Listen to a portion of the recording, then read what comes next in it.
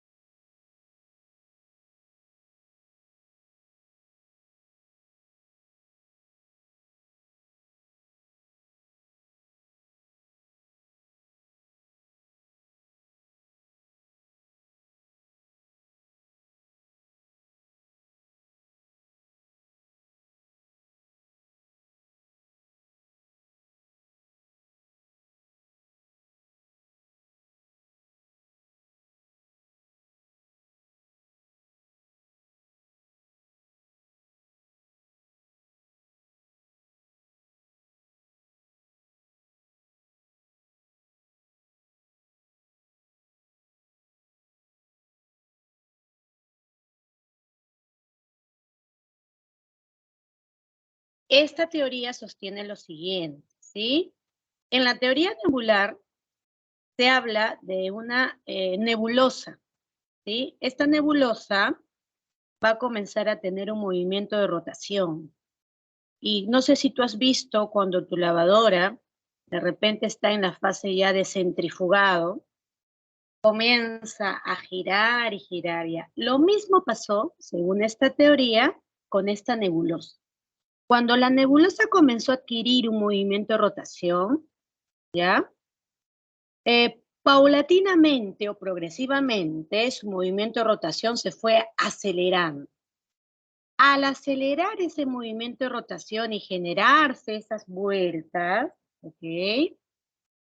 Parte periférica, como está aquí, parte periférica de esta nebulosa, comenzó a ser desprendida de ella. Conforme su rotación aceleraba, la zona periférica de esta nebulosa salió, o sea, salió expulsada del centro de la nebulosa. Y esos elementos que fueron expulsados de la nebulosa, del centro de la nebulosa, pasaron a formar los elementos que hoy forman parte de nuestro sistema.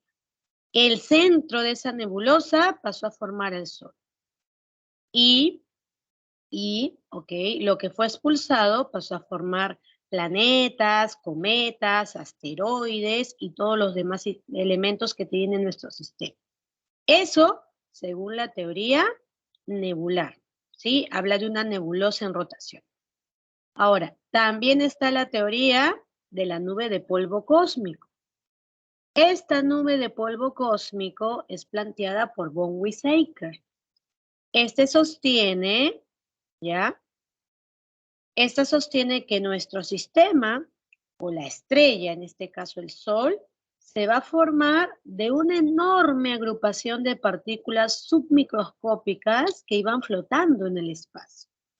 Por eso dice la nube de polvo, ¿no? A partir de esta, y que la nebulosa, o disculpa, esta nube de polvo fue generando choques entre sí, se formó el centro, que vendría a ser el Sol, y lo que se encontró en la periferia de esta nebulosa pasó a formar los otros elementos de nuestro sistema.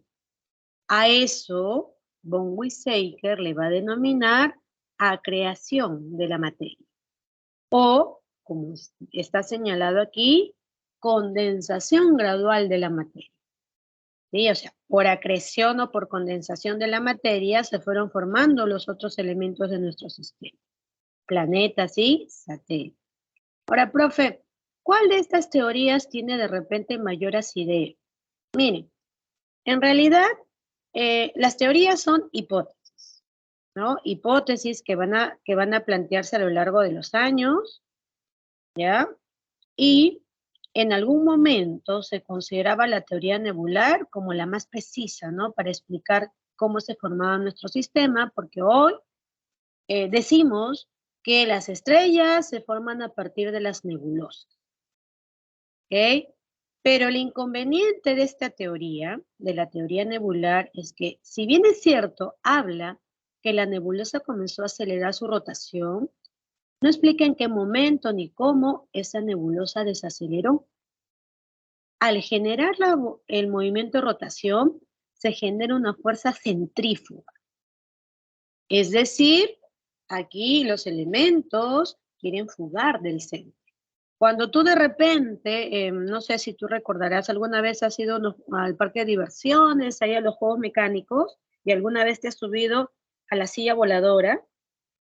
Cuando recién te colocas en la silla voladora, y ahí lo has experimentado alguna vez, hasta que te colocan el cinturón y todo ello, y comienza esto a girar, recién comienza a acelerar. Y si no estuviera sujeto a esa cadena que te mantiene a ese juego, tú saldrías volando. Entonces, en esta teoría nebular, lo mismo pasó. Conforme la nebulosa fue adquiriendo una rotación más acelerada, las zonas periféricas de la nebulosa se comenzaron a desprender. Y por eso que se comenzó a desprender, pero luego fue siendo atraído por la gravedad del centro de la nebulosa, como te dije, pasaron a formar los planetas y los otros elementos de nuestro sistema. Y el centro pasó a formar el Sol. Por eso esta teoría podría ser la más acertada. El inconveniente, el problema es que no explica en qué momento esta nebulosa desaceleró o cómo se produjo ese detalle. ¿Sí? Esa es la única falla, por así decirle, a esta teoría. Ahora, ya la teoría o la hipótesis de la nube de polvo cósmica habla de un término.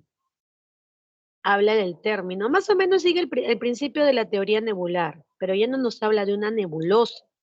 Por el contrario, aquí nos habla de una nube de polvo. Una nube de polvo que también estaba en rotación.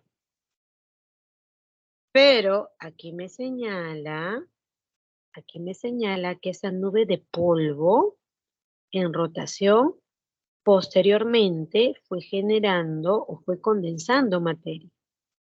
Y esa materia que fue condensando permitió la formación de los planetas y asteroides, planetas y satélites. Esta primera es planteada por la escuela francesa, mientras von Weizsäcker es planteado por la escuela alemana. Profesora, ¿y hay otras teorías? Sí. Por ejemplo, tenemos la teoría planetesimal, o también conocida como la teoría de las mareas. En esa teoría planetesimal o de las mareas se establece, se va a establecer que nuestro sistema se formó por el paso de una estrella. En esta teoría se dice que hace miles y millones de años, nuestra estrella tenía 10 veces la dimensión que tiene. ¿Y qué pasó? Muy cerca a nuestra estrella atravesó otra estrella.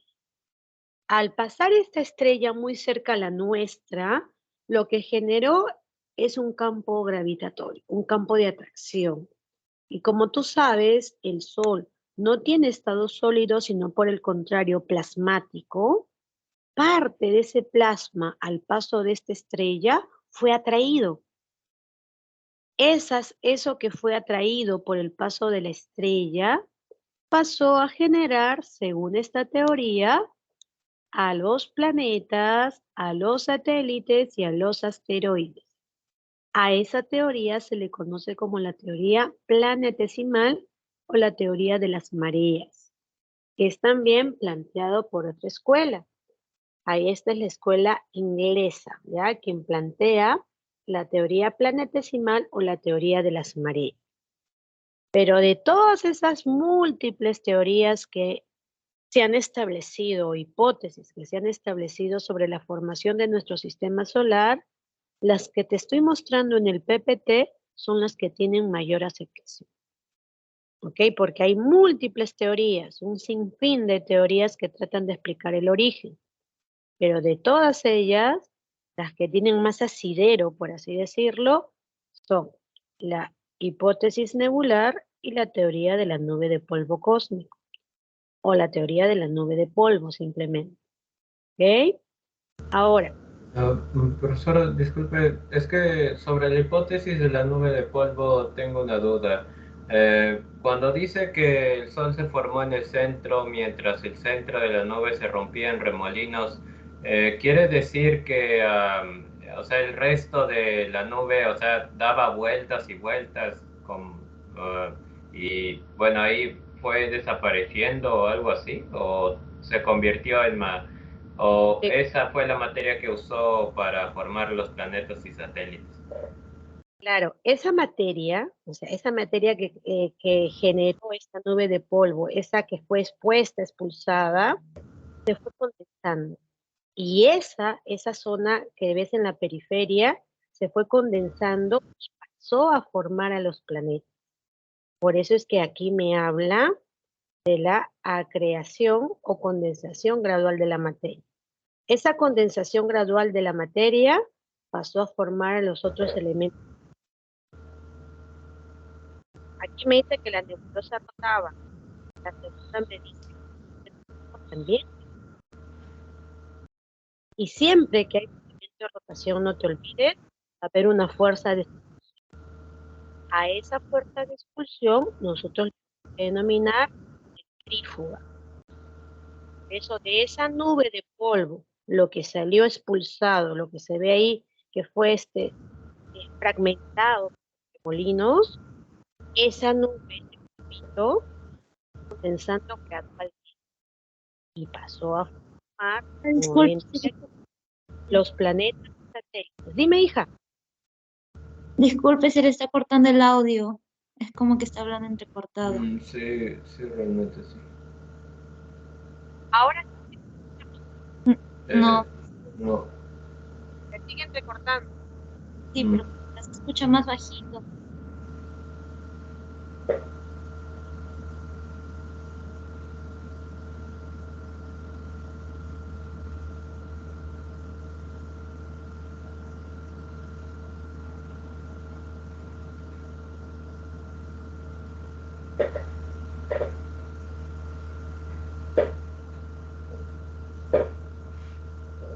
Ahora sí se me escucha mejor. Bueno, sí, sí, o sea, mejor que antes, sí. Entonces, entonces sí, sí fue así, o sea, o sea, el sol se formó en el centro y, o sea, ese punto, o sea, eso es lo que se muestra luminoso ahí, ese sería el Es el- sol, pero a eso le eh, está llamando periferia, ¿no? no, no, no, no. Este es el centro de esa nube. O sea, eso Ujú. que estoy dando de rojito es el centro de la nube de polo. Y como está rotando, aquí esta nube que está aquí en la periferia, esto de aquí, Ah. posteriormente dice que se fue condensando. Se fue condensando, o sea, la materia que estaba aquí se fue condensando gradualmente y posteriormente pasó a formar a los planetas y satélites. Ok, ok, profesora, pero, o sea, ¿qué se refiere cuando dice que, o sea, se rompían remolinos chocando entre sí? O sea, no entiendo muy bien eso. Lo que pasa es que al generar también esta teoría de la teoría de No, los profesora, simples. disculpe, le está sonando como bajo ahí cuando explicó, disculpe. Profesora, no se escucha bien. ¿Aún está sin escucharse bien? Bueno, Ya ahora sí. ahora sí. Profe, Y ahora sí se escucha Lo que mejor. pasa es que mi compañero está con el micrófono, pero por eso hay... Hay un sonidito que se está filtrando y no es el mío. A ver, voy a intentar apagar mi micro A ver, a ver. Muchos micrófonos abiertos. A ver, chicos, apaguen sus micrófonos. A ver, ¿ahora sí? Ya no se escucha el sonidito. Era del micrófono, precisamente, de tu compañero. Ya, a esta teoría, como le decía, ya no era nebulosa, sino es una nube de polvo. Y como era nube de polvo, esta al generar el movimiento de rotación, estas partículas chocaban entre sí. El centro de esta nube de polvo pasó a formar al Sol, pero las otras zonas, desde la nube de polvo comenzaron a chocar entre sí y gradualmente, como dice aquí, se fueron condensando para formar a los planetas y satélites dentro de nuestro sistema. Y por eso es que a esta teoría también se le va a conocer como la teoría de los remolinos. Lo vas a encontrar como teoría de los remolinos o simplemente como la teoría de la nube de polvo. ¿Sí? Así vas a encontrar esta teoría. Ahora, aparte de las teorías que tratan de explicar cómo se va a formar nuestro sistema, tenemos por aquí la estructura. ¿Sí? Aquí hay, mira, un cuadrito con las teorías que vas a encontrar incluso en tu libro. Ya en el libro virtual de repente lo vas a poder encontrar. Aquí nos hablan de la teoría nebular, la edad promedio que le van a dar a nuestro sistema, que es 4,5 eones, que es planteada por la escuela francesa. Como te había dicho, también estaba la teoría planetesimal, que le da solo 2 eones. Profe, ¿qué significan los eones? Ya, mira, cada eón, o sea, en el caso de la teoría nebular, aproximadamente le está dando como antigüedad a nuestro sistema 4.500 millones de años. ¿Sí? La teoría planetesimal, 2 millones de años. Y la teoría de la nube de polvo cósmico, von Weizsäcker, escuela alemana, 6 millones de años. Y por último, la de la gota fusiforme también le da 6 millones de años a nuestro sistema de antigüedad. Por eso te decía, hay múltiples teorías, múltiples hipótesis que han tratado de explicar cómo ha sido la formación de nuestro sistema. Pero de todas ellas, las que tienen mayor aceptación son la teoría nebular y la teoría la teoría de la nube de polvo cósmico. Esas son las dos que van a tener mayor aceptación. Ahora, dentro de nuestro sistema, como ves aquí el cuadrito, esto también lo encuentras en el libro, vamos a destacar a ciertos planetas. Entre ellos, por ejemplo, va a destacar Mercurio. Profe, ¿por qué destaca Mercurio? Porque Mercurio es el planeta que va a tener el año más corto. Profe, ¿por qué digo que Mercurio tiene el año más corto? Por su cercanía, mira. Al estar Mercurio más cerca al Sol, a Mercurio le va a tomar menos tiempo completar una vuelta alrededor del Sol. Por eso Mercurio de todo el sistema será considerado el planeta más o con el año más corto. Profe, ¿y cómo me pueden cambiar de repente en el examen? ¿Qué me podrían decir? Periodo orbital más corto. Miren, a veces los términos que se utilizan en el examen o suelen utilizar los sinónimos. Va a ser lo mismo decir periodo orbital o de repente por ahí tiene relación con el año más corto. Menor periodo orbital, Mercurio. Esto significa que este planeta tiene el año con menor duración. ¿Ok? Y obviamente el planeta que va a tener o que va a demorar más en describir una órbita alrededor del Sol, este va a ser Neptuno. Por eso es que Neptuno, en todo nuestro sistema, va a ser el planeta con mayor periodo orbital. ¿Ya? Es decir, con el año más corto. Ahora, profe, pero aquí veo periodo orbital, veo periodo de rotación. Recuerda que cuando te hablo de la rotación, es el giro que va a hacer el planeta sobre su propio eje. En el caso de la Tierra, les pregunto, a ver chicos, me contestas por el chat o de repente activas tu audio. ¿Cuál es el tiempo que va a tardar la Tierra en su periodo de rotación?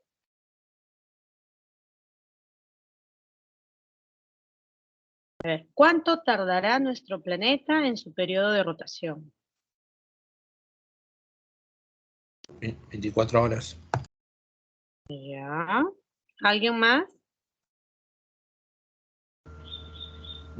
Sí, 24 horas. 24 horas, me dice. Ya, mira. Exactamente,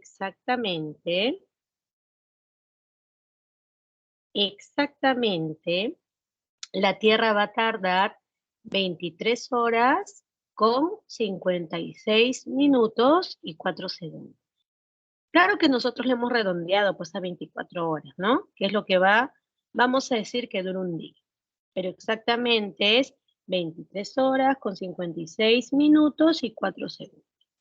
Eso es lo que va a tardar la Tierra en completar esa vuelta. Ahora, vamos a ver por aquí la clasificación dentro del sistema.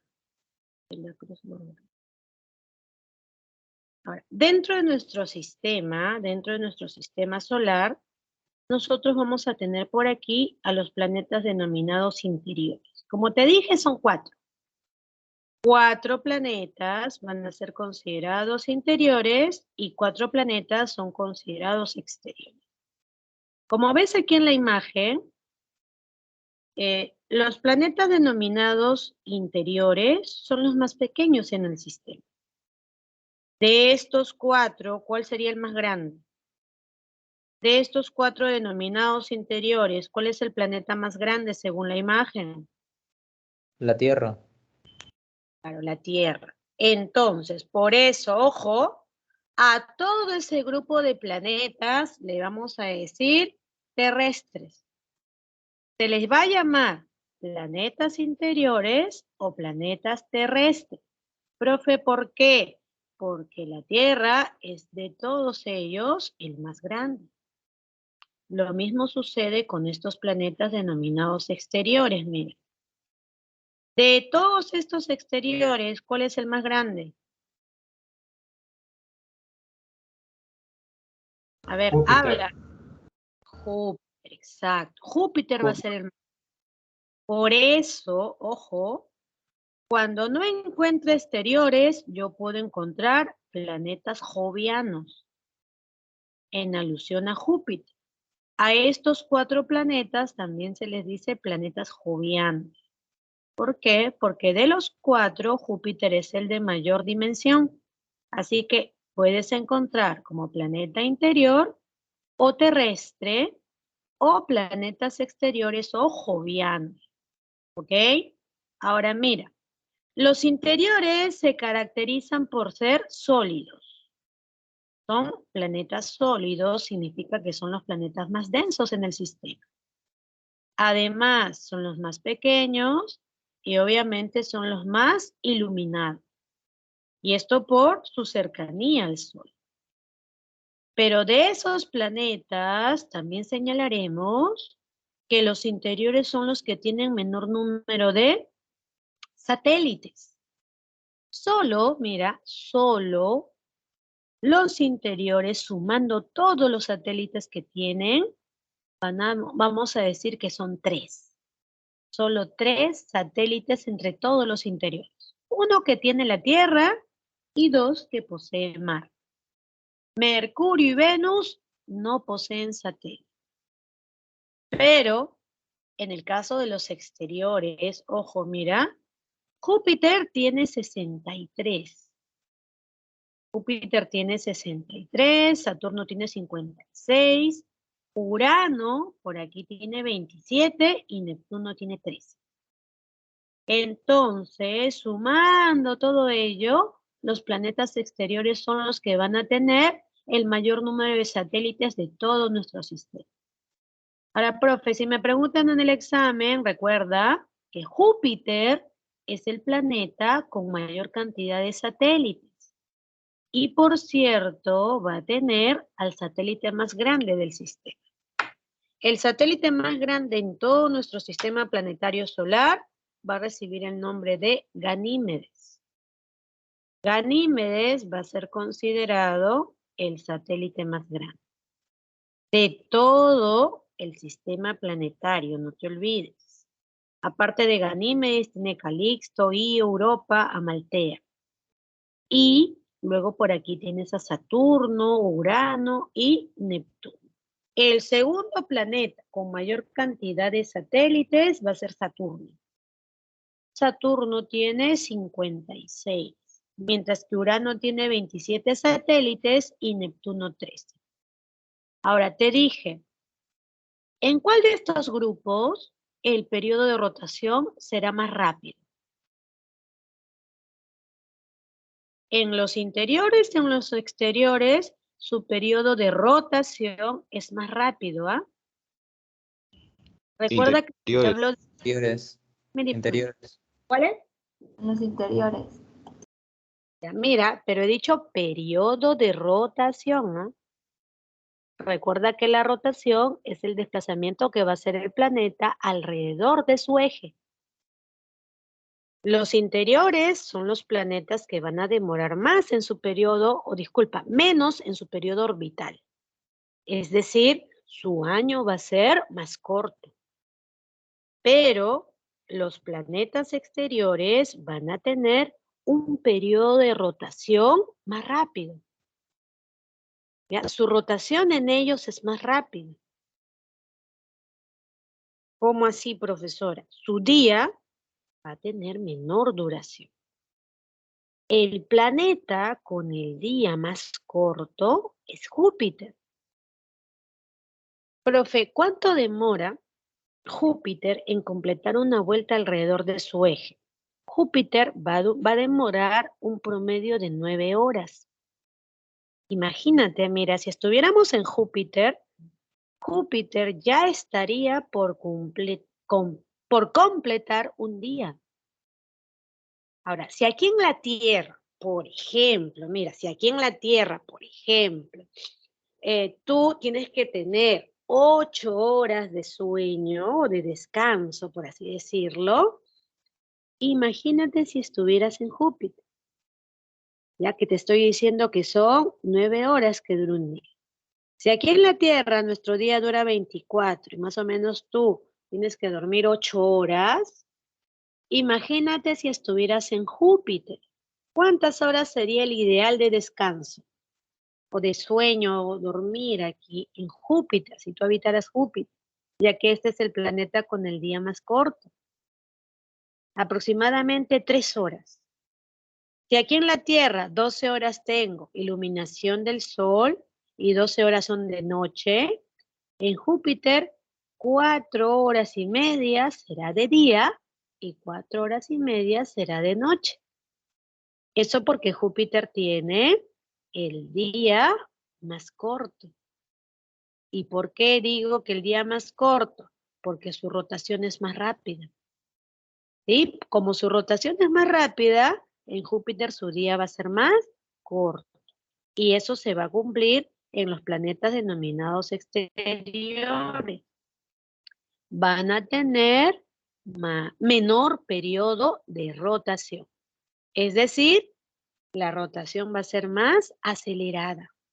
¿Sí? Su movimiento de rotación va a ser más rápido en comparación a los planetas denominados interiores.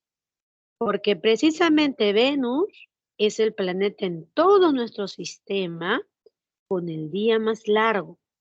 Profe, ¿a cuánto asciende su día? Para que te hagas una idea, más o menos en Venus un día son 258 días de la Tierra. Y 258 días de la Tierra es un día en Venus. Significa que es el planeta con el día más largo en todo el sistema. Imagínate si estuviéramos en Venus, ¿no? ¿Cómo dividirías tus actividades? ¿Cuánto tendrías que dormir? No hablamos de horas, sino de días. ¿Ok? Y ese es el planeta con el día más largo en todo el sistema.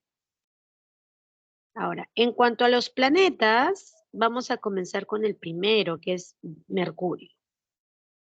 Mercurio es el planeta que tiene menor distancia al Sol. Es el que está más cerca. Además, es el planeta considerado como el segundo más cálido. Profe, ¿por qué Mercurio no es el más cálido? Porque Venus va a ser el planeta con mayor temperatura en el sistema. Ya.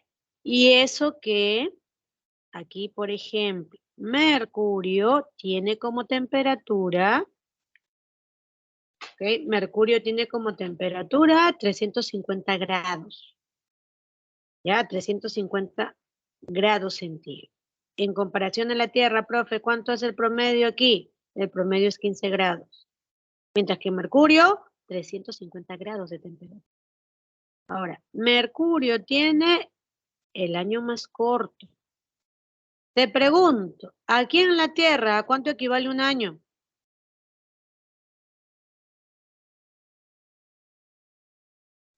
A ver, dime, aquí en la Tierra, 365 días. 165 días, pero Mercurio, por estar más cercano al Sol, su año equivale a 88 días. Entonces, imagínate cuánto durará cada estación si estuviéramos en Mercurio. Si su año dura 88 días, ¿cuánto durará cada estación? Si aquí en la Tierra más o menos cada estación dura 3 meses, ¿cuánto durará cada estación en Mercurio? 22 días. Solo 22 días. 22 días de verano, 22 días de invierno. Y así sucesivamente con todas las estaciones. Ahora,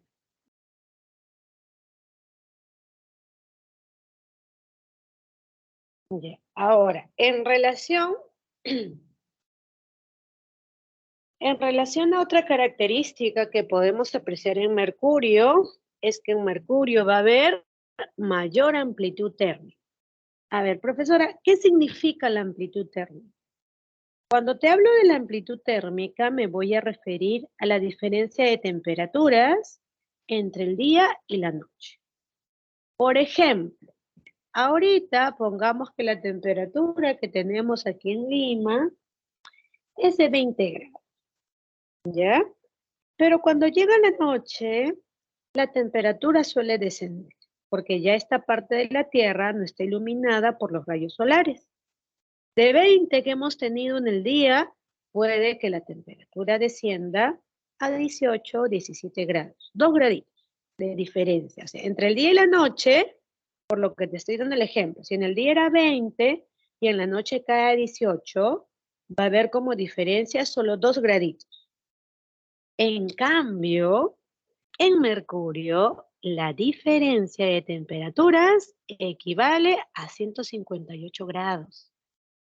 O sea, si yo comparo la temperatura del día con la temperatura de la noche en Mercurio, la diferencia en grados será equivalente a 158 graditos. ¿Sí? Por ello, de todos los planetas, Mercurio es el planeta con mayor amplitud térmica, porque la temperatura entre el día y la noche tiene como diferencia 158 grados. Mientras que en la Tierra te hablo de 2 graditos, a lo mucho hasta 5 de diferencia. Mientras que Mercurio tiene la mayor amplitud térmica, la Tierra tiene la menor amplitud térmica. O sea, la menor diferencia de temperaturas entre el día y la noche. ¿Ok? Cosa contraria que sucede en Mercurio. Ahora, aparte de ello, vamos a señalar como característica de Mercurio, como característica del siguiente planeta, a Venus. Venus va a ser considerado el gemelo de la Tierra. ¿Ya? ¿Pero por qué, profe? Ya, bueno, porque se parece o algo así, o es considerado el planeta más cercano a la Tierra. Recuerda que la Tierra se ubica entre Venus y Marte.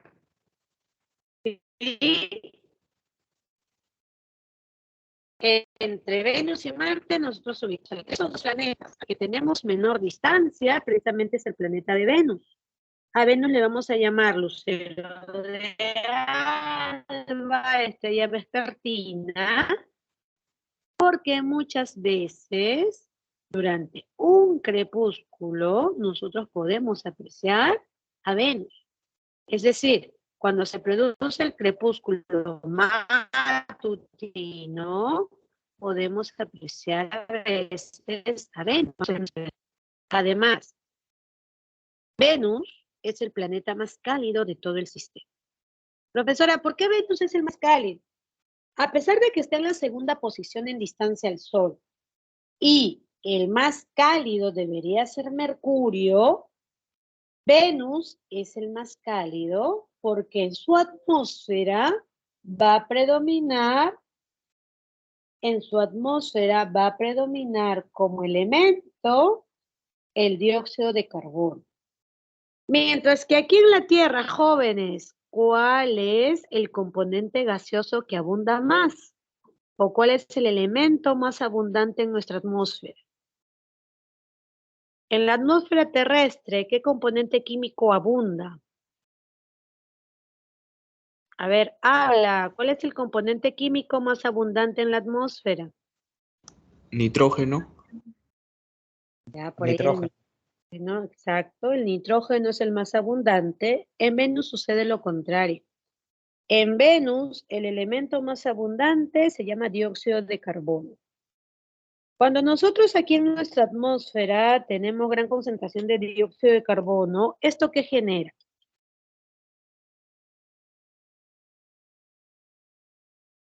A ver, mira, cuando tenemos mucho dióxido. A ver, Milciades, dime. Efecto invernadero. El efecto invernadero. Y eso es lo que se genera en Venus.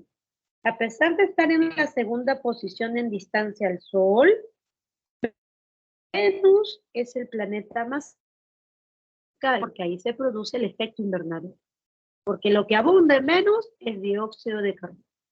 ¿Sí? A pesar entonces de tener la segunda posición, es el planeta más cálido con 482 grados de temperatura. Si nosotros por estos días que hemos tenido y que todavía hay un rezago de el niño costero, las temperaturas han ido incrementándose, tanto así que recién se está generando un descenso en la temperatura, ¿ya? Tú has visto, por ejemplo, que hemos llegado a 35 grados, 36 grados de sensación térmica. Y ya con 36 grados de sensación térmica teníamos un gran bochorno. Imagínate soportar 482 grados. ¿Tú crees que el ser humano pueda soportar tal temperatura?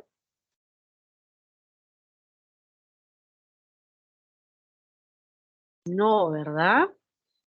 Si bien es cierto, este es el planeta más visitado, porque está más cercano de repente al Sol, aquí se cumple lo siguiente. Mira, yo quiero que veas este datito en Venus. La rotación en Venus es lenta. Profesora, ¿qué significa?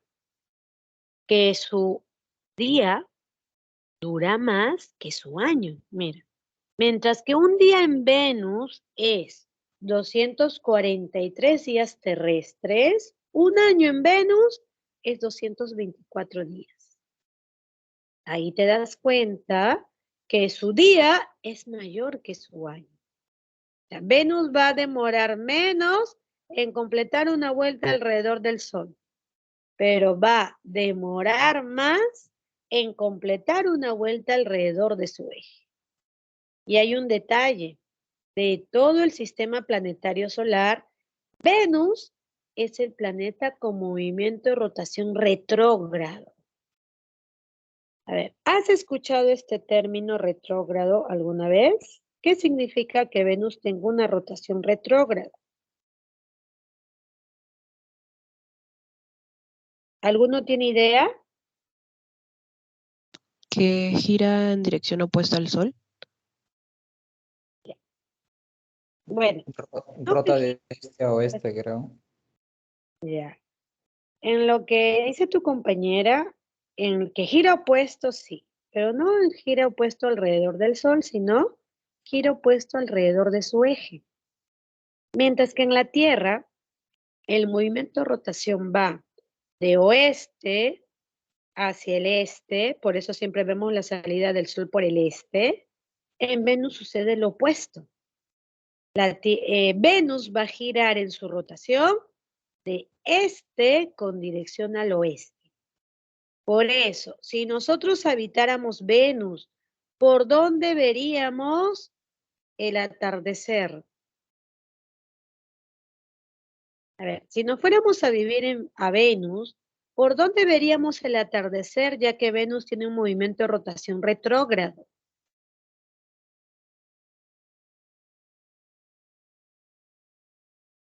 ¿Por el este?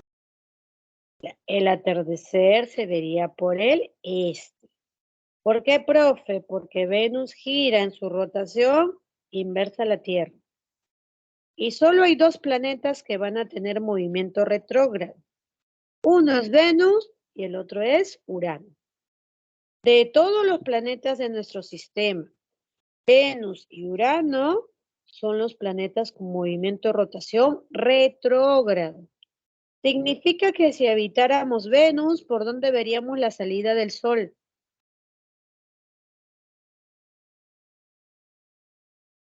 A ver, dime, si habitáramos Venus, ¿por dónde veríamos la salida del Sol? Oeste. Claro, el oeste. ¿Por qué, profe? Porque su movimiento de rotación va a ser retrógrado. Así que no te olvides, Venus tiene el día más largo que su año. Y es el planeta con el día más largo en todo el sistema y el planeta con la mayor temperatura en todo nuestro sistema. Ahora, aparte de ello, vamos a tener lo siguiente. Por aquí tenemos a la Tierra. Ok, aquí ves la imagen satelital tomada de nuestro planeta. Las partes que se van a apreciar aquí de color blanca nos están representando las nubosidades, las nubes.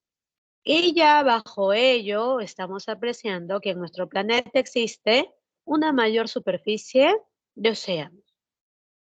Por eso a nuestro planeta se le conoce como el planeta azul. ¿Ya? Se le va a conocer como el planeta azul. Porque existe mayor superficie de océanos en comparación a los continentes. Las 3/4 partes de la superficie terrestre están representadas por los océanos y la 1/4 parte representada por la masa continental. Además, el promedio de temperatura que existe en la Tierra está entre los 15 a 22 graditos en promedio. Pero, ojo, hay lugares que han registrado el mayor o la mayor temperatura. Ese lugar que ha registrado la mayor temperatura se ubica en África y es el desierto de Al-Sisiyat. Ahí se ha registrado hasta el momento 59 grados de temperatura. Es la zona más cálida de todo nuestro planeta. Pero el promedio, no te olvides, entre 15 y 22 graditos. Profe, así como hay el lugar que tiene la mayor temperatura, hay el lugar que ha registrado la temperatura más baja en todo nuestro planeta. Ese lugar que ha registrado la menor temperatura en todo nuestro planeta se ubica en la Antártida, en la estación rusa denominada Vostok. Aquí la temperatura descendió a menos 89 grados. Y en esta zona la temperatura registró el mínimo valor. ¿Ok? Ahora, además, me señala que en la Tierra se da o se desarrolla la vida por las ventajas equilibradas en tamaño, temperatura, distancia del Sol y velocidad. Ahora, de todos los planetas, la Tierra es el planeta menos deforme. ¿Ya? Es de todos los planetas, es el planeta menos deforme. ya que su rotación no es tan acelerada que le genere mayor ensanchamiento y por ello se le considera el planeta menos deforme del sistema. Además, va a registrar la menor amplitud térmica, como te dije. La amplitud térmica es la diferencia de temperaturas entre el día y la noche. Esa diferencia de temperaturas, en promedio en nuestro planeta, a lo mucho, es de 5 graditos. ¿Ya? A lo mucho va a ser de 5 grados. Por eso, de todo el sistema, es el de menor amplitud térmica. Además, recuerda, en nuestra hidrosfera, ¿cuál será el componente más abundante? Aquí en la Tierra, en la hidrosfera, ¿cuál es el elemento químico más abundante? Recuerda que la Tierra ha sido dividida en hidrosfera, atmósfera, geósfera. En la atmósfera ya me dijiste que el más abundante era el nitrógeno. Pero en la hidrosfera, ¿cuál será el componente más abundante?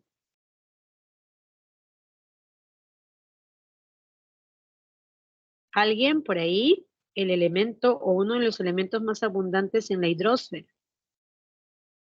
Y la hidrosfera me representa todas las masas de agua que hay en nuestro planeta. ¿Cuál será el más abundante? Hidrógeno. Ya, por ahí hidrógeno me dice. Mira, en la hidrosfera el elemento más abundante en las masas de agua va a ser el cloro. El cloro es el elemento más abundante en nuestra hidrosfera. Y en la geósfera, el elemento más abundante, ¿cuál será?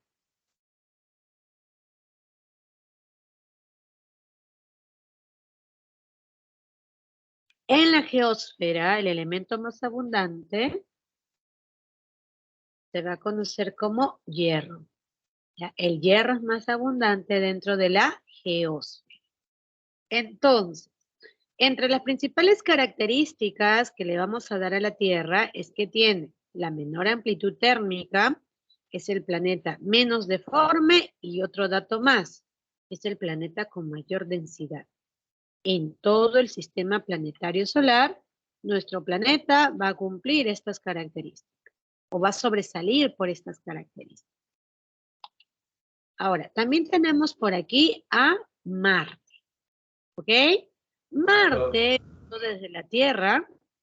Profesora, disculpe, es que la geósfera, ¿cuál era el elemento más abundante? Disculpe. El hierro. Ah, el hierro. El hierro. Ok, profesora, muchas gracias. Ahora miren, en cuanto al otro planeta, que también está en el grupo de los planetas interiores, Marte es considerado el planeta rojo. ¿Y por qué Marte es considerado el planeta rojo? Por su composición. En Marte va a abundar el óxido de hierro y también la presencia de polvo. Debido a ello, Marte, visto desde la Tierra, como ves ahí en la imagen, tiene esa apariencia media rojiza. El óxido de hierro es lo que va a predominar en este planeta. Además, Marte es el gemelo falso de la Tierra. Llamado así, ¿no? Por un personaje hacia 1877, quien descubrió unos canales y pensó que Marte tenía agua y vida.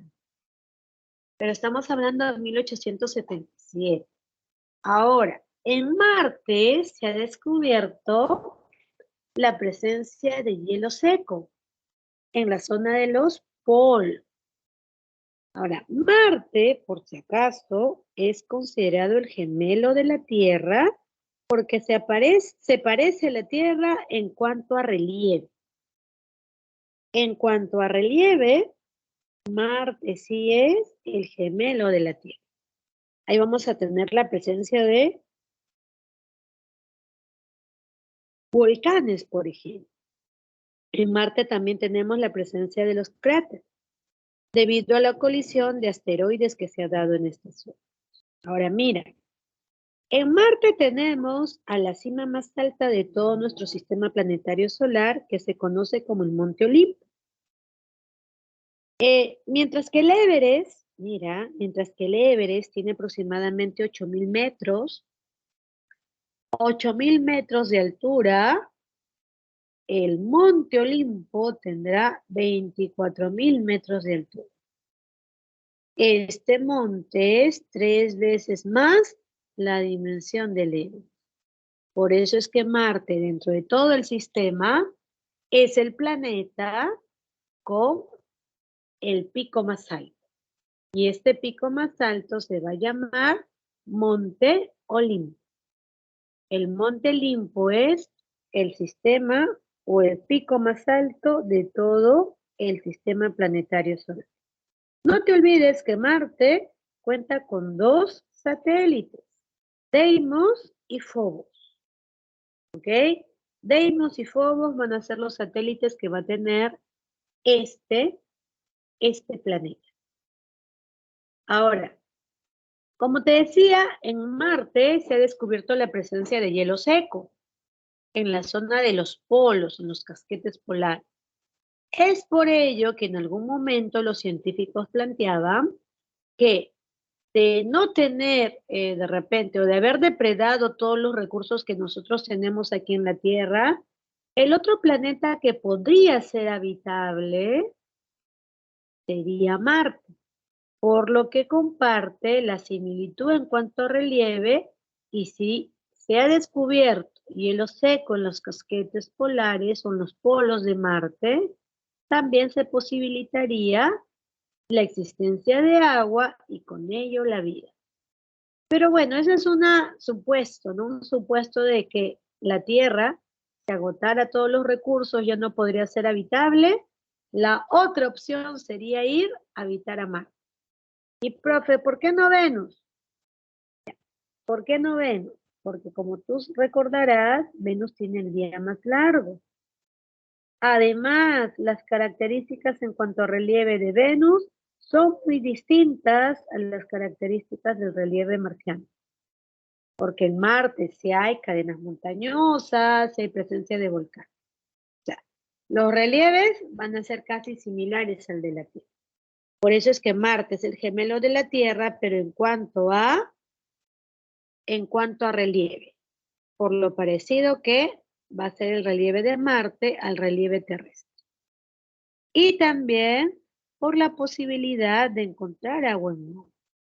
Porque recuerda que de aquí a unos años más adelante, el recurso por el cual se van a pelear la mayoría de los países ya no va a ser por petróleo. El recurso que va a escasear va a ser el agua. Y ese es uno de los recursos más importantes que nosotros tenemos. ¿Ya? Recuerda, te pueden cortar la luz, quizás el internet y todo lo demás. Y no hay problema, tú puedes estar descansando. Pero que no tengas agua, que corten el servicio de agua, eso sí te genera un gran problema. Porque dejas de hacer muchas cosas si es que no tuvieras ese servicio de agua. ¿Ok? Ahora bien, aparte de los planetas denominados interiores, también vamos a tener a los planetas considerados como exteriores. Uno de esos planetas precisamente es Júpiter, a quien se le denomina rey o coloso del sistema. Y profe, ¿por qué se le denomina rey o coloso del sistema? Porque es el más grande. Es el planeta de mayor superficie que nosotros vamos a tener aquí en el sistema planetario solar.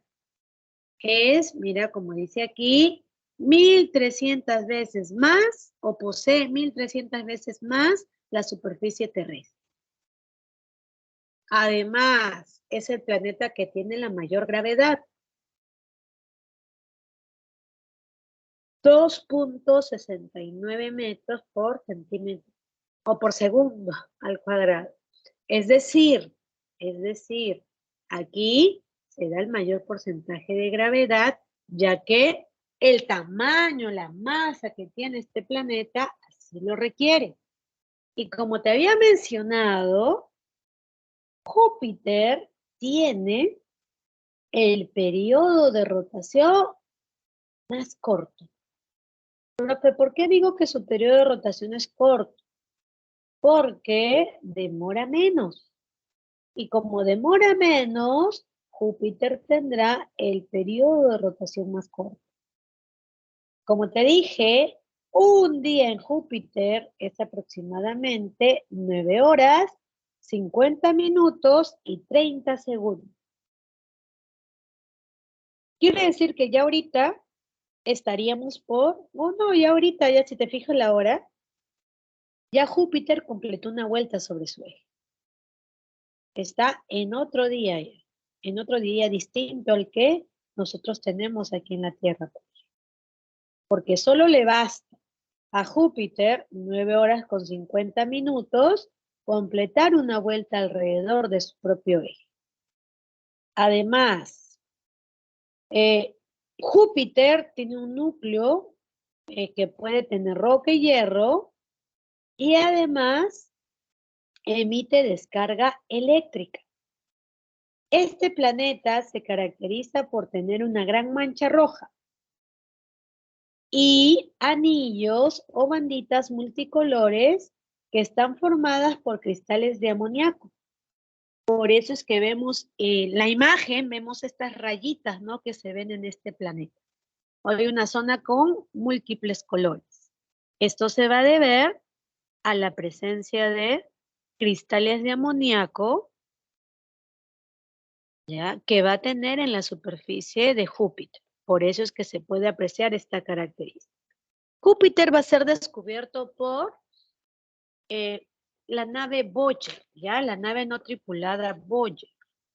Esta sonda espacial tomó las fotografías de este planeta, ¿sí? La sonda espacial Voyager es la que va a tomar la fotografía de estos planetas.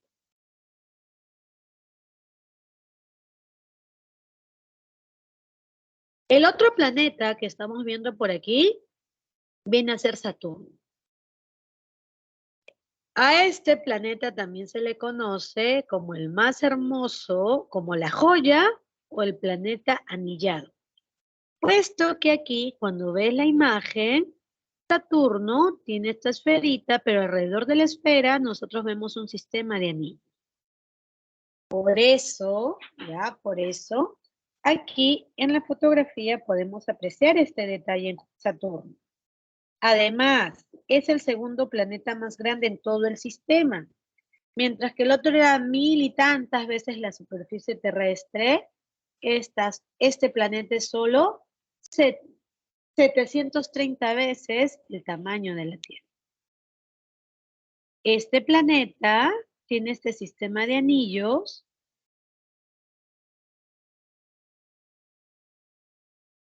Este sistema de anillos está conformado específicamente por bolas de nieve, pedazos de hielo y diminutos glaciares de 1 metro más o menos, compuestos de agua y hielo.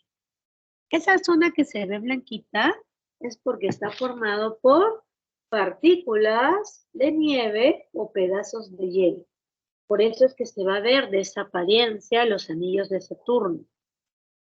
Ahora, Saturno va a tardar, mira, mientras que Júpiter demoraba 9 horas en su movimiento de rotación, Saturno va a demorar un promedio de 11 horas.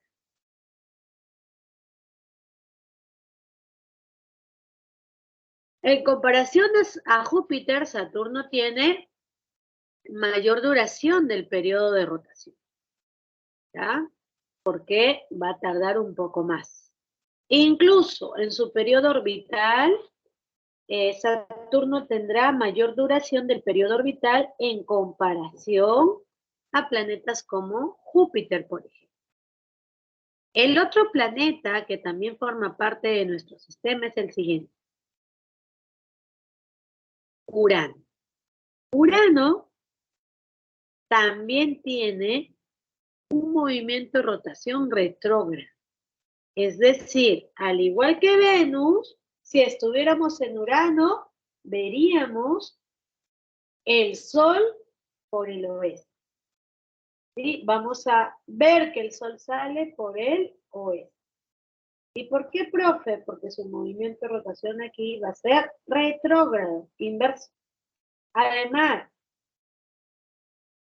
Urano fue descubierto a través de telescopio hacia 1781. ¿Ya? Hacia 1781 se descubre este planeta Urano y además Urano tiene el eje de rotación muy inclinado. Mientras que en el caso de la Tierra, la inclinación de nuestro eje es más o menos 23 graditos, en Urano su eje tiene una inclinación de 98 grados.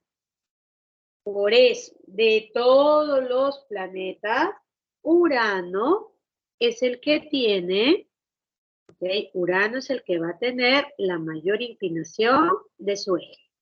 Y esto equivale a 98 graditos. Mientras que la Tierra solo se inclina 23 grados.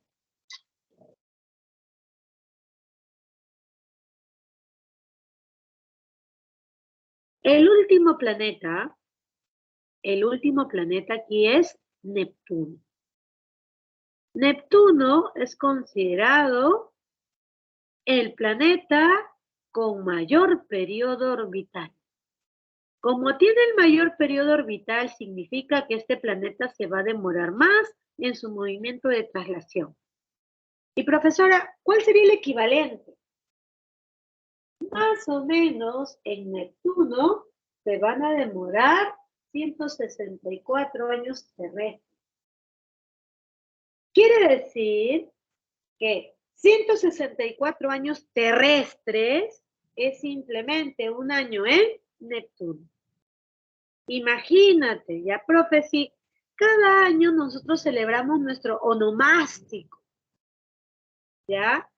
Imagínate cuánto te faltaría para que cumplas un año en Neptuno. Porque recuerda que un año en Neptuno son 164 años de la Tierra. ¿Sí? Y ese es el valor de un año en Neptuno. Todavía ni siquiera hubiéramos cumplido el año, ¿no? Si este fuera el caso. En cambio, en el caso de Mercurio, ya, en el caso de Mercurio, chicos, si estuvieras en Mercurio, más o menos tendrías 3 veces más la edad que tiene, aproximadamente, porque recuerda que cada año en Mercurio equivalía a 88 días. Así que más o menos, si tú habitaras Mercurio, tendrías 3 veces más la edad que tiene. En el caso de Neptuno, ni siquiera llegarías a cumplir un año de vida en Neptuno. Además, si Neptuno tuviera estaciones, ¿cuánto durarían sus estaciones si su año equivale a 164 años de la Tierra? ¿Cuánto duraría cada estación?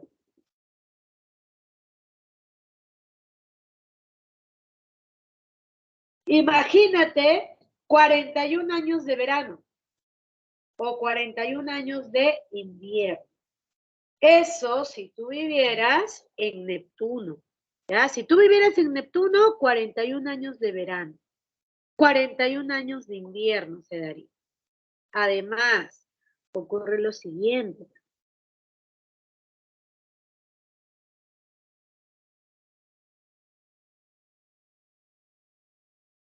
Aparte de los planetas considerados interiores y exteriores, van a existir los planetas llamados enanos. Estos de aquí son planetas o astros pequeños que van a carecer de una órbita propia. Muchas veces su órbita era compartida con otros elementos o estaba llena de escombros. Por eso se hace la clasificación hacia el año 2006, la clasificación de los planetas denominados enanos. Entre ellos, tengo a Plutón, tengo a Eris, Haumea, Makemake y Ceres. De estos planetas que te acabo de mencionar, Ceres va a ser considerado el planeta más cercano al Sol. Antes Ceres era conocido como asteroide. Hoy ha sido elevado a la categoría de planeta enano. ¿Ok? Ceres es el que se encuentra entonces más cercano al Sol. Profe, ¿dónde está Ceres? Entre las órbitas de Marte y las órbitas de Júpiter. Formando ¿qué? El cinturón de asteroides. Claro que ahora ya no es considerado un asteroide más, pero pasó a la categoría de planeta, pero planeta enano.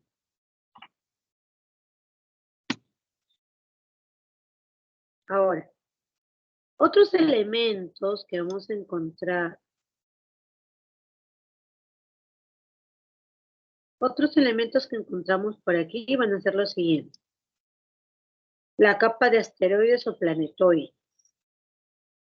Esta capa va a limitar al grupo de planetas en interiores y exteriores. Es una franja de aproximadamente 240 millones de kilómetros y se dice que se han creado con los restos de planetas desintegrados. O son planetas que no lograron conformar. Con los restos de la nebulosa o de la nube de polvo, se van a crear estos componentes llamados asteroides o planetas. Entre los más importantes de los planetas o de los asteroides, vamos a considerar por aquí a Payas como el asteroide más grande, Juno el segundo más grande, Vesta el más brillante y visible al ojo humano, Hermes, ya, que va a tener forma de ladrillo, y Chirón, que va a gravitar o es el más alejado del Sol, ya que este gravita entre las órbitas de Saturno y Urano. Por eso Chirón es considerado el más o el asteroide más lejano, mientras que el más cercano es el asteroide denominado Ícaro. Ícaro es el asteroide más cercano al Sol. Además, aquí también tenemos como asteroides Amor, ¿ya? También va a estar como Amor, Eros, como asteroide. Recuerda que en esta franja aproximadamente habrá un promedio de 40.000 asteroides. Entre esos 40.000, solo va a destacar Payas, por ser el más grande, Vesta, por ser el más brillante, y Chirón, por ser el más alejado del Sol. ¿Ok? Además, también tenemos otro elemento. El elemento más importante dentro del sistema planetario solar lo constituye el Sol.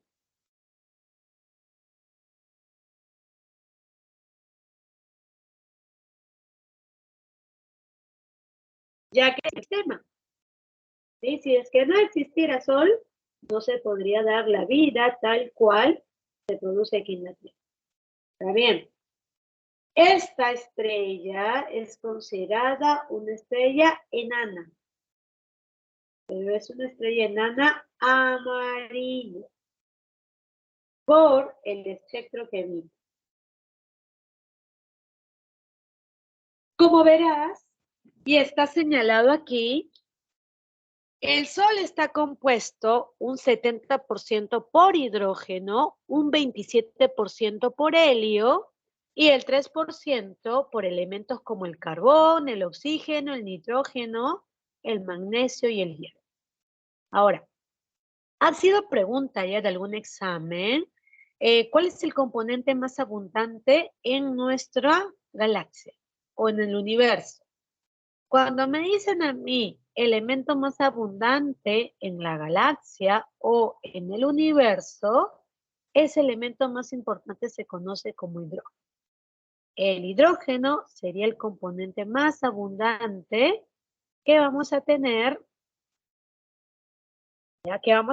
dentro del sistema solar. Ahora, el Sol posee, mira, en cuanto a tamaño, volumen, tiene 1.301.200 veces más el tamaño de la Tierra. ¿Sí? Es de mucha dimensión en comparación a nuestro pequeño planeta. Además, el estado que presenta el Sol es el cuarto estado de la materia. A ver, chicos, ¿cuál es considerado el cuarto estado de la materia? A ver, Masa. dime, ¿cuál es el cuál? Masa. Plasma.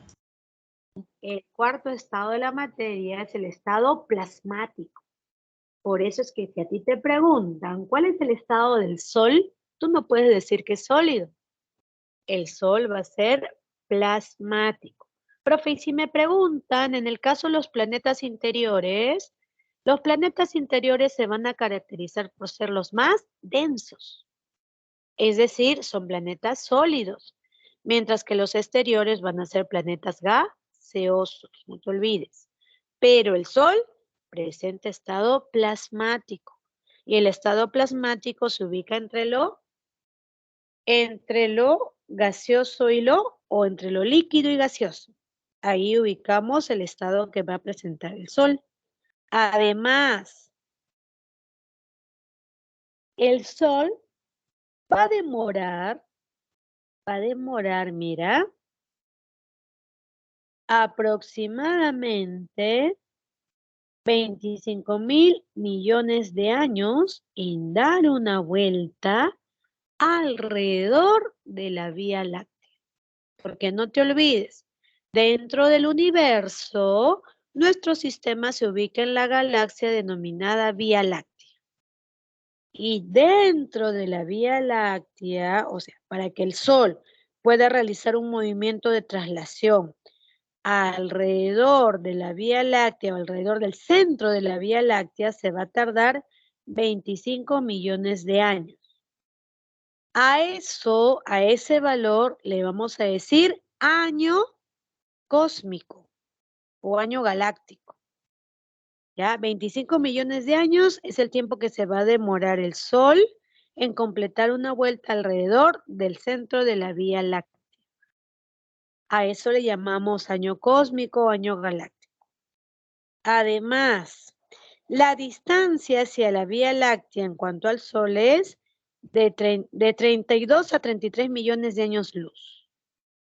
Aproximadamente se dice que ahorita el Sol tiene 5 eones de antigüedad. 4.000 millones de años es la antigüedad que tiene nuestro planeta, o disculpa, nuestra estrella. Pero el Sol, al igual que los otros planetas, realiza el movimiento de rotación. Mientras que la traslación del Sol la realiza alrededor del centro de la Vía Láctea, la rotación la va a realizar alrededor ya de su eje. Profe, ¿cuánto tarda? Va a haber de repente 30 días en completar su movimiento de rotación y 25 días. 30 días en los polos y 25 días en la zona ecuatorial. ¿Sí? Eso es lo que va a tardar el Sol en completar una vuelta alrededor de su eje. A eso nosotros le llamamos rotación. Aproximadamente, profe, ¿cuánto nos falta para que el Sol agote su combustible? Unos 5 eones más. Unos 5.000 millones de años más hasta que el Sol colapse. Y cuando el Sol colapse, ¿en qué se va a convertir?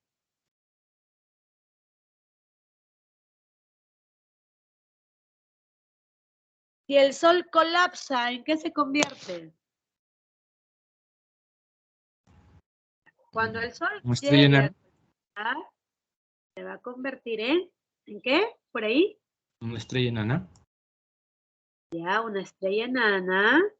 Después de una estrella enana, el Sol se podría convertir en, de Error. repente, una supernova, ¿ya?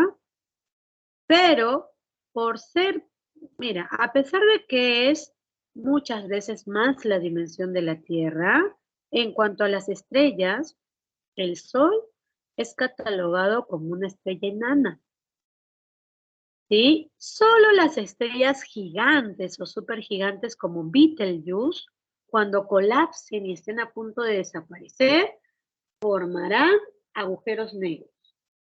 Pero estrellas como la nuestra, que son pequeñas, formarán enanas blancas en su fase final, ¿ya?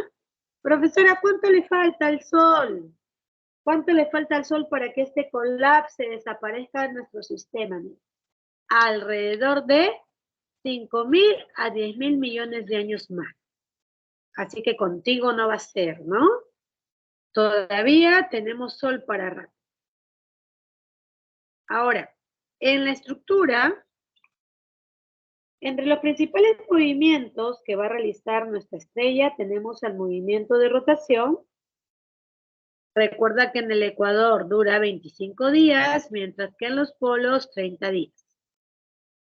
Además, cuando hablamos de la traslación, se demoraba 225 millones de años. A este valor le vamos a decir año cósmico o año galáctico, que es el tiempo que va a tardar el Sol en completar una vuelta alrededor del centro de la galaxia. A eso nosotros le vamos a denominar año galáctico o año cósmico. Además, la importancia del Sol es la siguiente, radica en lo siguiente. El Sol va a hacer posible la vida aquí en la Tierra porque nos va a brindar energía calorífica, luminosa, térmica, cromática, química y también va a permitir el desarrollo de la fotosíntesis. Sin los rayos del Sol no se podría producir ello dentro de las plantas. Además, el Sol va a originar casi todos los fenómenos de la Tierra. Profesora, ¿cómo qué fenómeno? Como de repente la presencia de las auroras. Eso se origina por la descarga eléctrica emitida por el Sol. Además, el Sol es importante por el almacenamiento de energía en los combustibles, como el petróleo, el carbón y el gas. Y además va a tener uso industrial. Esos paneles que hay para captar de repente la radiación emitida por el Sol. Hoy en día hasta hay vehículos que funcionan con energía solar. Ahora bien, en cuanto a la estructura que va a presentar el Sol, tendremos lo siguiente. Al centro vamos a ubicar al núcleo. Y el núcleo precisamente es la parte más importante que va a registrar nuestro Sol. Porque a nivel del núcleo se van a producir las reacciones termonucleares. De esta manera, el núcleo, al generar estas reacciones termonucleares, van generando su propia energía. Más o menos, el equivalente a las bombas nucleares se produce en el centro del Sol. Y esto permite que el Sol pueda generar toda la energía que te he mencionado. Entre ellos, aparte de la energía solar, los rayos violetas van a provenir del Sol. Por ello, es importante aquí determinar las características de la estructura que va a presentar nuestro sistema, el Sol. Al centro ubicaré al núcleo, la zona contigua ubicaré a la fotosfera y luego ubicaré ahí a la cromósfera para último señalar que es la corona de la aureola. Dentro de la estructura solar, nosotros tenemos al núcleo, que es la zona más importante. Profe, ¿por qué el núcleo es la zona más importante? Porque aquí se van a fusionar las moléculas de hidrógeno para generar moléculas de helio. De esta manera, el Sol puede generar su energía. Además, 700 millones de toneladas de hidrógeno por segundo se convierten en helio. ¿Sí? Se van a transformar en helio en este proceso de las reacciones termonucleares. Además, vamos a tener la segunda estructura del Sol que se conoce como fotosfera. Foto hace alusión a luz.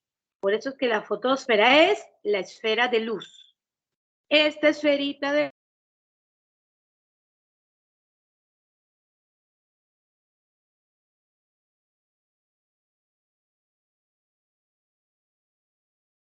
fotosfera.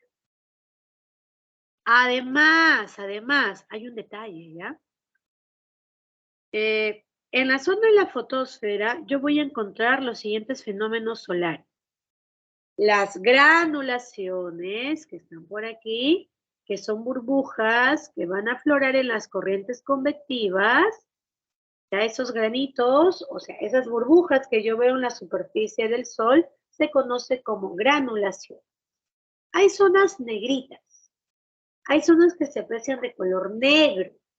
Esas zonas que se aprecian de color negro dentro de la estructura de la fotosfera se conoce como manchas solares. Más o menos se va a producir de la siguiente manera. ¿Tú alguna vez has ido a un estadio? ¿Has ido a escuchar un concierto? ¿Alguna vez, chicos, han ido a un concierto y para iluminar el concierto, qué se utiliza?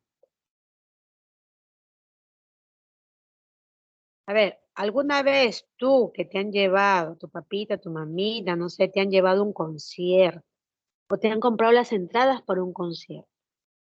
Para iluminar el concierto, ¿qué se utiliza, chicos? O cuando has ido a ver un partido de fútbol, ya ahí en el estadio, ¿qué se utiliza para iluminar ese estadio? ¿Reflectores? Varas de luz. Ajá, Cristian, se van a utilizar reflectores. Ya se utilizan esos reflectores grandes, inmensos. Pero tú en tu casita, para iluminar tu casita, ¿qué utilizas? En tu casita, en tu cuarto, Bombillas, ¿ya? ¿Qué vas a utilizar para iluminar tu cuartito?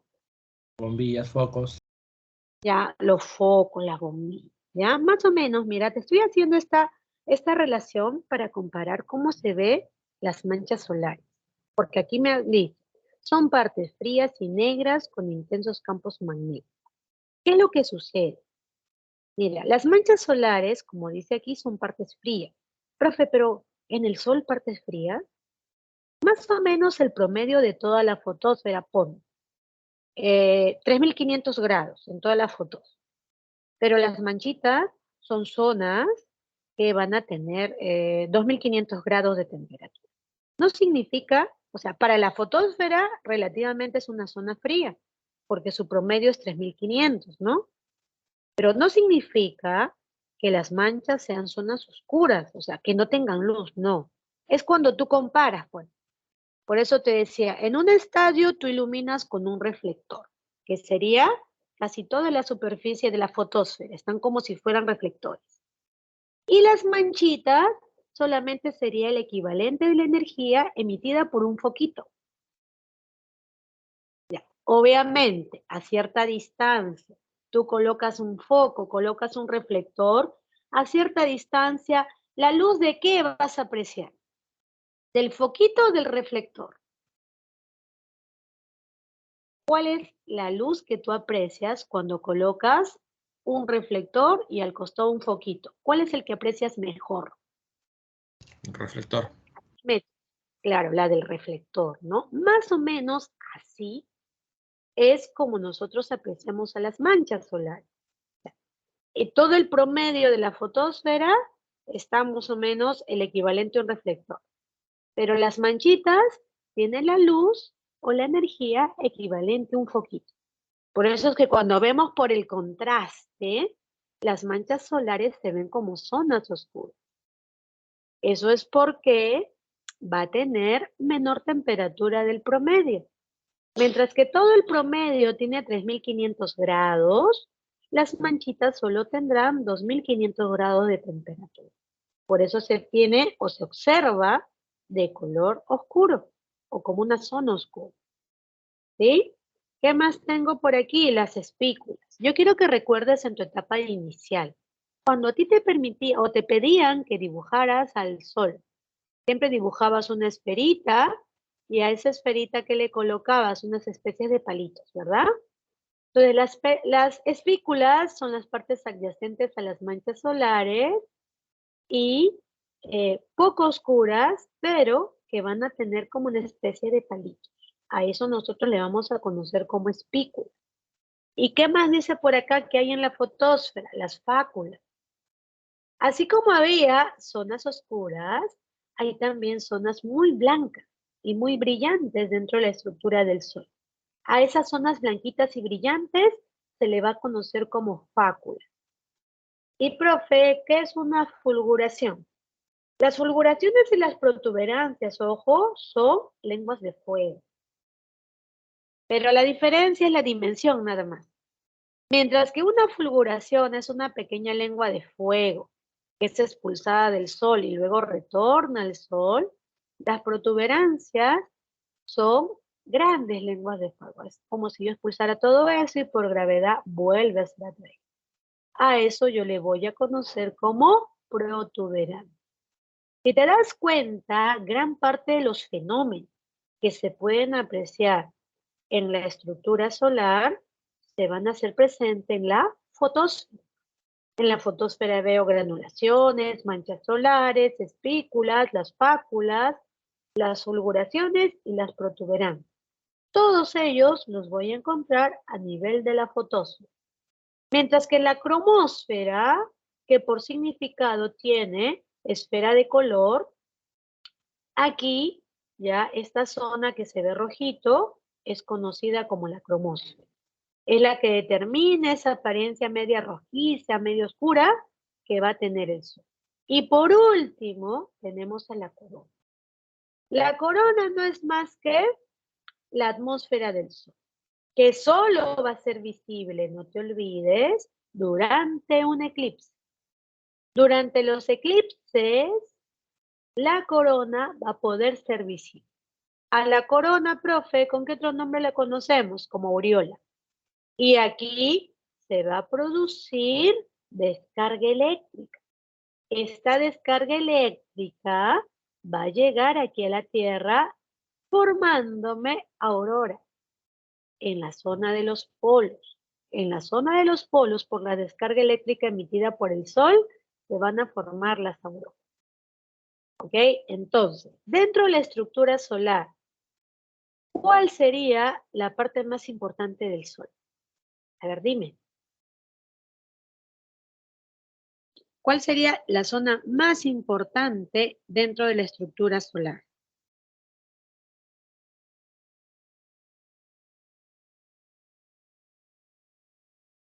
Núcleo. El núcleo. Y precisamente porque sin el núcleo, el Sol no podría generar toda esa energía. ¿Sí? Toda esa energía que llega aquí a la Tierra se produce por las reacciones termonucleares, por la fusión de las moléculas de hidrógeno para convertirse en moléculas de helio. Aquí se da la fusión nuclear, no te olvides, ¿ya? Por eso el núcleo va a ser la zona más importante. Aquella zona que nos emite la luz o la parte visible del Sol, esa va a ser la fotosfera. ¿Ok? Eso en cuanto a la estructura solar.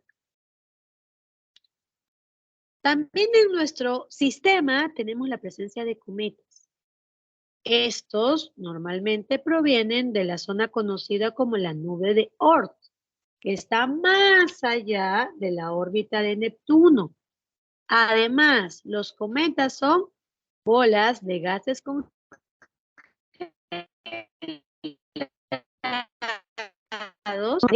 amoníaco, metano y vapor de agua. Los cometas van a cumplir ciclos, ya que los cometas también van a describir órbitas alrededor del Sol. A diferencia de otros componentes que están en nuestro sistema, los cometas describen órbitas alrededor del Sol. Es por ello que en algún momento los cometas van a colisionar con el Sol. Profe, acá dice órbita excéntrica. ¿Qué significa órbita excéntrica? Bien. Más o menos así, ¿no? Esta es una órbita. ¿Sí? O sea, esta es la órbita que puede describir un planeta o un cometa. Pero la diferencia es lo siguiente. Cuando yo ya no ubico al Sol al centro de la órbita, sino a un extremo, o sea, aquí ubico al Sol, por ejemplo, al extremo de la órbita, a ese tipo de órbita yo le digo excéntrica, porque se va a ubicar el Sol al extremo de la órbita, a uno de los extremos de la órbita. Y ese tipo de órbitas las van a describir los cometas. Normalmente, los planetas van a describir órbitas concéntricas. Aquí el Sol lo voy a ubicar al centro y alrededor del Sol los planetas van a describir su órbita. A este tipo de órbita yo le voy a llamar concéntrica. ¿Y quiénes lo realizan? Los planetas. Solo los cometas van a desarrollar órbitas excéntricas. Va a haber un momento en que los cometas pasen muy cerquita al Sol. Y como los cometas describen órbitas, van a cumplir ciclos. Cada 76 años, nosotros aquí en la Tierra tenemos la presencia del cometa Halley. Cada 76 años se ve el Halley. Profesora, ¿cuándo será el próximo? La próxima vez que podamos observar este planeta, o disculpa, este cometa. Aproximadamente el 2056 volveremos a ver al cometa Halley. ¿Sí? Porque cada 76 años visita nuestro planeta. ¿Y por qué, profe? Porque estos deben completar una órbita alrededor del Sol. Por eso van a cumplir estos ciclos. Además también vamos a tener lo siguiente. ¿Ya? Aparte de los cometas, también por ahí tenías a los asteroides. Se le dice asteroide, ¿ya? O meteoroide cuando es un fragmento rocoso que encuentro en el espacio. Pero cuando el fragmento rocoso va a colisionar, ¿ya? Usualmente va a ir a colisionar con un planeta y supera la atmósfera del planeta y cae en la superficie de él, se le conoce como meteorito.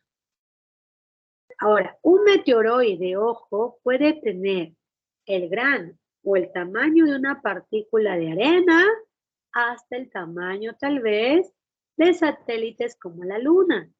Son fragmentos rocosos que normalmente ubicamos ya sin órbita fija. Como no describen órbitas y no tiene órbita fija, los meteoroides siempre están colisionando con los planetas.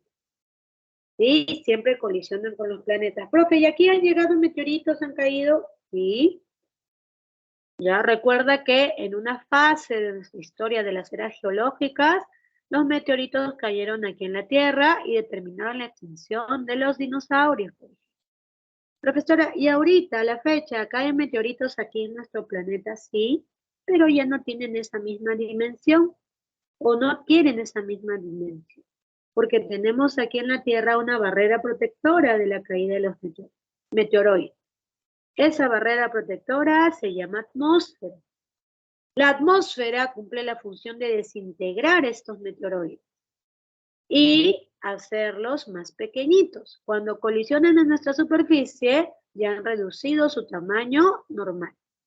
¿Ya? Pero eso es porque la atmósfera va a cumplir esta función, desintegrar a los fragmentos rocosos que ingresan aquí a la Tierra. Profesor, disculpe, ¿a qué se refiere cuando dice órbitas excéntricas? ¿Ok? Elementos. Dime, Milciad. ¿Me Ah, escucho, hijo? Dime. es que, ¿qué significa órbitas excéntricas? Ya, aquí están los gráficos, ¿verdad? ¿Ves el gráfico arriba? Este de Sí. aquí. Ya, mira.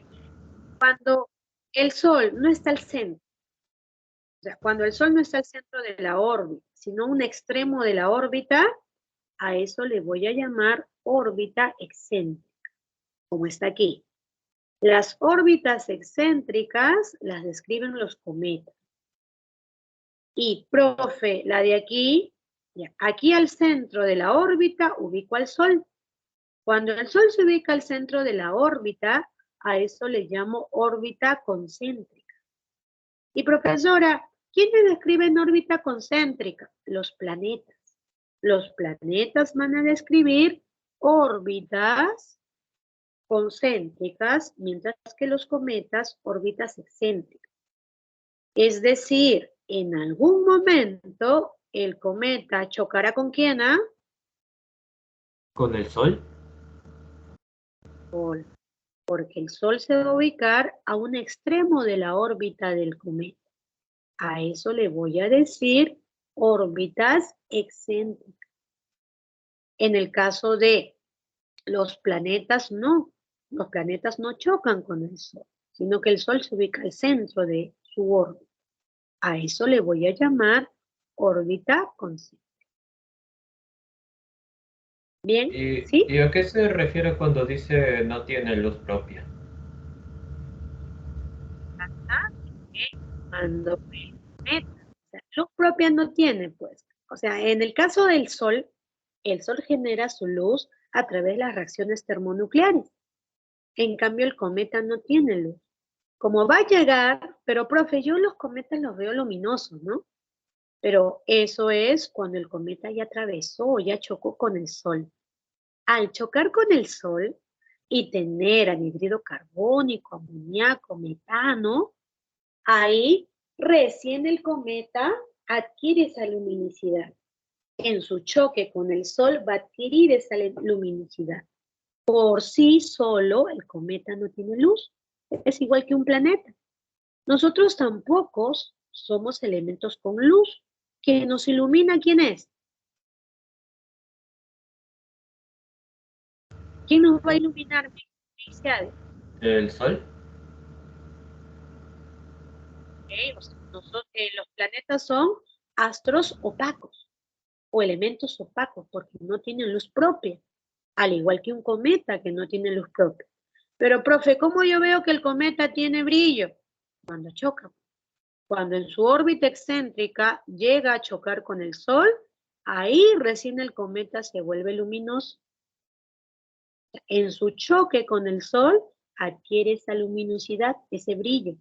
Por eso te dice que son elementos sin luz propia, porque esa luz la van a adquirir en su choque con el Sol.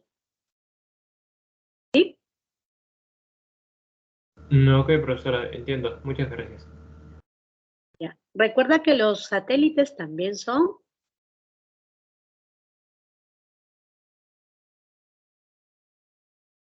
¿Opacos? O sea, son... o sea, no tienen luz... ¿No tienen luz propia?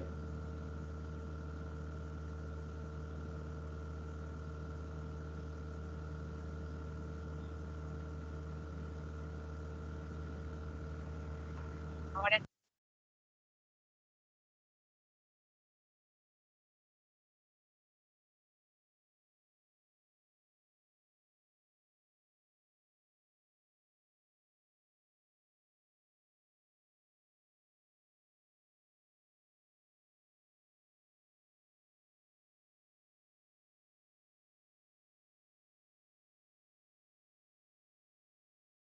Ahora dice, es el planeta que tiene la mayor amplitud térmica en el sistema. ¿Recuerdas cuál era? Mercurio. Mercurio. Mercurio, ¿sí? Mercurio es el planeta con en mayor amplitud térmica en nuestro sistema. Pregunta 2. ¿Es el planeta que se caracteriza por su rotación retrógrada? Venus. Ahí sería. Venus. Aparte de Venus, si es que no hubiera esa, ¿qué otro planeta podría ser? Urano. Claro, Urano. Venus y Urano son los planetas con movimiento retrógrado. Entonces, 1, recuerda, 1, cosito, 2, enano. Pregunta 3. En el sistema solar es el planeta menos deforme y con menor amplitud térmica. Tierra. La Tierra. Tierra. Esta sería la Tierra. 3, también nuestra respuesta, enano. Pregunta 4. ¿Es el planeta que tiene la órbita más excéntrica y el año más largo en el sistema planetario solar? Plutón. Neptuno. Este Neptuno. sería Neptuno. Me están diciendo planeta. Si me dijeran planeta enano, podría decir Plutón. Pero si es planeta, ahí sería Neptuno. En la 4, mi respuesta, la A. Y en la 5, ¿es el asteroide más cercano al Sol? ¿Cuál es el que está más Ícaro. cercano al Sol? Ícaro. Ícaro. ¿Sí? En la 5, entonces, mi respuesta, avión. 6. Satélite o luna que no pertenece al planeta Júpiter. ¿Recuerdan que Miranda. cuál sería? Miranda. Miranda. Miranda no pertenece a Júpiter. Recuerda, Ganímedes es el satélite más grande. En la pregunta 7, los asteroides Amor, Vesta, Juno giran entre las órbitas de... Marte y Júpiter. Entre las órbitas de Marte y Júpiter. Ahí la 7, la E. Las partes blancas y brillantes que se localizan en la fotosfera solar, ¿cómo se llamaban? Fáculas. Fábulas. Fáculas, ¿sí? En la 8, mi respuesta es la D. Es el asteroide más brillante del sistema planetario solar. Vesta. Vesta. Bueno, Vesta, ¿sí? En la 9, la E. En la 10, no corresponde a la categoría de planeta enano. Setna. Dice, no corresponde a la categoría de planeta Mercurio. enano. Mercurio. Sí, Mercurio. Y en la 10, Mercurio.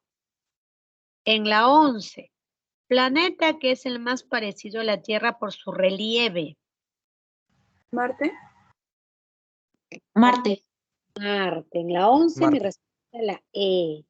Planeta que tiene el eje más inclinado y además presenta rotación retrógrada. Recuerda Urano. la rotación de su eje Urano. 8 graditos. Este viene a ser Urano, 12b. Estructura solar visible y emite casi la totalidad de la luz solar. Fotosfera. Fotosfera. A eso le llamamos fotosfera. En la 13, mi respuesta es la E. Y en la 14 dice, el cometa Halley describe una órbita excéntrica, por ello nos visita cada 76. 76 años. 76 años. Exacto, cada 76 años. Y en la 15, no es una característica de los planetas interiores. ¿Tienen rotación rápida? Esa es característica de los planetas considerados exteriores. En la 15, entonces, mi respuesta es la C. Y en la 16 dice, es una característica propia de los planetas exteriores.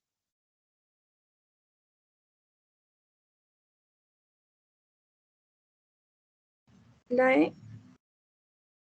¿Tienen mayor periodo de rotación los planetas exteriores?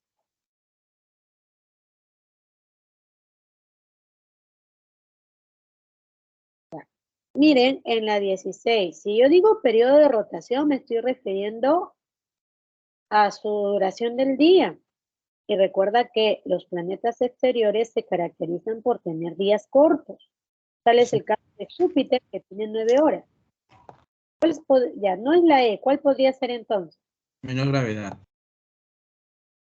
Menor gravedad, no, por el contrario, mira, Júpiter, te señalé que Júpiter es el planeta que tiene mayor gravedad. Son más densos. Los más densos son los planetas interiores, son más densos significa que son más pesados. ¿Ya? Lo que sí va a ser correcto de los planetas exteriores es que poseen, oye, aquí me abrió. Son los más densos recuérdate que son los interiores. Poseen menor volumen, también es de los interiores. Aquí vamos a colocar como respuesta la C, pero vamos a cambiar, ¿ya? En vez de que posee menor volumen, aquí vamos a poner mayor. ¿Ya? Mayor volumen. Sí, miren, en la 16, para poder tener respuesta, vamos a colocar poseen mayor volumen. ¿Sí? Característica propia de los planetas exteriores que poseen mayor volumen. Y esa va a ser nuestra respuesta. Ahora, en la 17 dice, el asteroide más grande del sistema planetario solar es... ¿Recuerda? ¿Cuál es el asteroide más grande? ¿Fallas?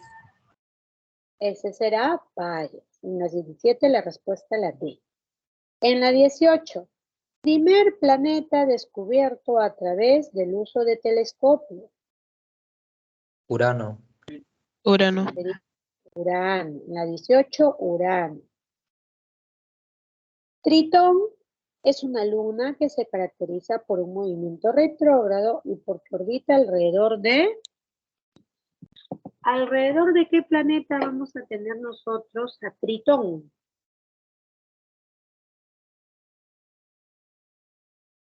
Ahí dice Plutón, Urano, por ahí también está Marte, Júpiter. ¿Alrededor de qué planeta tenemos a Tritón?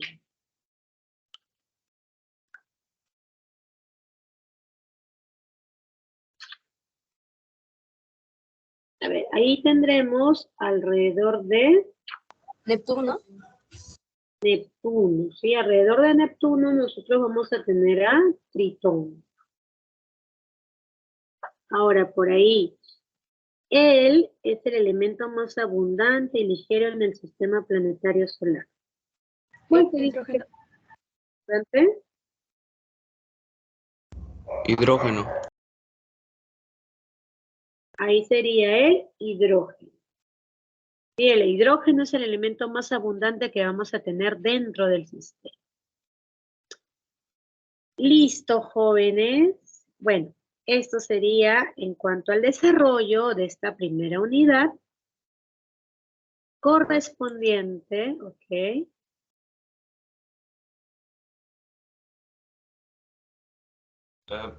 Profesora, disculpe, es que tengo una última pregunta. Lo de, o sea, cuando se dice que su órbita es